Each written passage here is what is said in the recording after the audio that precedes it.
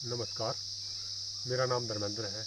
मैं गांव दरोट का तहसील सोलन का निवासी हूं और मैं सुभाष पालेकर प्राकृतिक खेती में काम करता हूं, जो कि मैं 2019 से कर रहा हूं।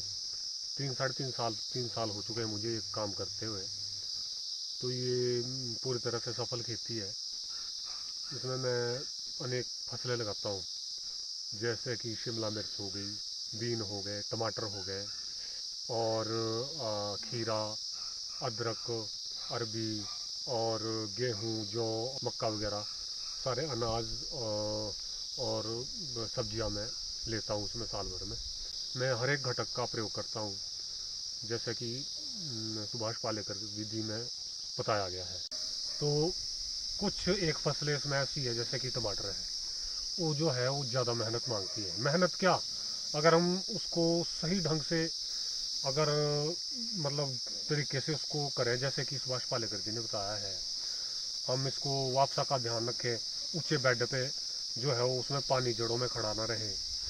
और बरसात के टाइम में जिस टाइम ये ज़्यादा फंगस वगैरह की दिक्कत आती है टमाटर में, उस टाइम अगर हम थोड़ा स्प्रे वगैरह का ध्यान दें टाइम टू टाइम थोड़ा, तो इसमें टमाटर भी हम तैयार कर सकते हैं अच्छी तरह से। फ़ायदे, सबसे पहला फ़ायदा तो मेरा यही हुआ कि मेरा इसमें कोई खर्चा नहीं हुआ। मेरी जो है वो इनकम जो है वो खर्चे पे के रूप में नहीं लगी इसमें। कोई भी खर्चा नहीं हुआ, सारे घटक घर में ही तैयार हो जाते हैं इसके। इसमें पहले मैं भी केमिकल करता था, 12, 13, 14 साल तक मैंने केमिकल से ही टमाटर तैयार किए। तो मुझे इस चीज़ का पता है, क्योंकि किस चीज़ में क्या दिक्कतें आ रही है, केमिकल में क्या दिक्कतें थी, इसमें क्या दिक्कतें हैं। तो केमिकल का तो ऐसा है, केमिकल में तो दिक्कत ही दिक्कत है, ज़मीन का तो नाश है ही है। क्योंकि ज़मीन बिल्कुल उससे ऐसी हो जाती है जैसे वो सख्त सीमेंट की तरह। और जब से मैंने ये प्राकृतिक खेती शुरू की है, उसके बाद जो है वो मिट्टी भुरभुरी और नरम हो गई है। कोई भी मैं बीज लगाता हूँ तो एकदम से जमता है। पहले केमिकल में ही होता था, पहले तो बीज को, पौधे को तैयार करना ही बहुत मुश्किल था, बीज को उगने में ही बड़ा दिक्कत होती थी। अब तो कोई भी बीज, मटर लगा लो, इसके बाद मटर लगाएंगे, कोई भी हम फसल लगाएंगे तो एकदम से जो है वो मेरे जम जाते हैं। आच्छादन इसके लिए बहुत ज़रूरी है। एक ये आच्छादन का तो इसमें एक विशेष महत्व है। जिसके 4 चरण है उसमें एक चरण ये भी है आच्छादन का, क्योंकि आच्छादन से ही तो नमी बनी रहेगी और केंचुआ अपना काम करेगा। जब केंचुआ काम करेगा तो वही तो सॉफ्ट बनाता है ज़मीन को। और हम जीवामृत छिड़कते हैं, वो जो जीवाणु है वो उस आच्छादन के नीचे जीवित रहता है। और फिर दो ही जीव है, ये जीवाणु और केंचुआ, जो ज़मीन में जाके उसको उर्वर बनाते हैं। गर्मियों में दिक्कत तो पानी की तो सबसे बड़ी होती है। तो आच्छादन का विशेष महत्व तो यही है भी, पानी को सेव रखता है। जैसे धूप पड़ती है तो उसके नीचे छाँव में जो है वो आच्छादन के नीचे पानी, नमी बनी रहती है और उससे विशेष लाभ होता है पौधों को।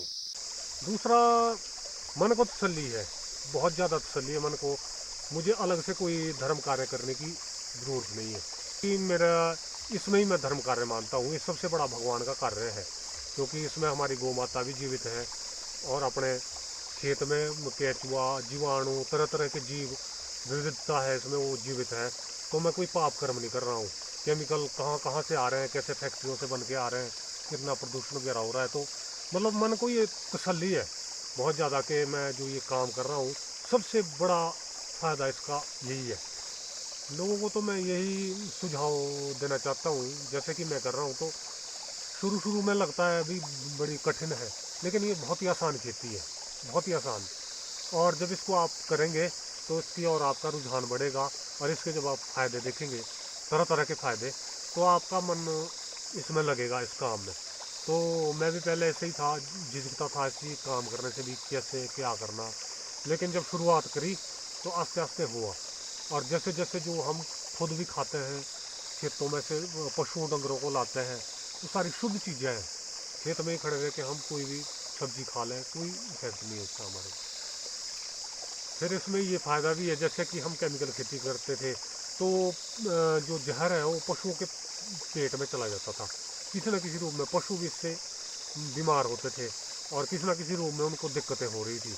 तो जो प्राकृतिक खेती है उसमें से घास वगैरह जो भी है वो मक्की के डंडे वगैरह जो भी है वो सारी शुद्ध चीज़ें आ रही है और इससे फ़ायदा ही हो रहा है। मतलब हर एक जानवर का भी फ़ायदा है, जानवर से फिर हमारे को भी फ़ायदा ही है हर एक चीज़ का। जिस तरीके से मैंने पहले भी बताया आपको, फ़ायदे कई तरीके के हैं इसके, और सब एक ये फ़ायदा भी इसमें शामिल है कि हमें रोज़ रोज़ जो है वो दुकान बाजार के लिए दौड़ना पड़ता था केमिकल लाने के लिए। आज ये केमिकल लाओ जी, आज ये बीमारी लगी, अब ये लाओ, और इसके लिए हमें बार बार जो है दौड़ना पड़ता था। अब कोई दिक्कत नहीं है, घटक घर में है, जब मर्जी उसको बनाओ, तैयार रखो और उसके बाद जब भी मर्जी इसका छिड़काव करो। हैंडमेड जो अपने हाथ से तैयार की गई फैक्ट्री से जो है वो मतलब क्या बोले आत्मनिर्भर कि पिछले साल मैंने खुद थोड़ी बहुत सब्जियां ले जाता था मैं बाजार को बेचने के लिए।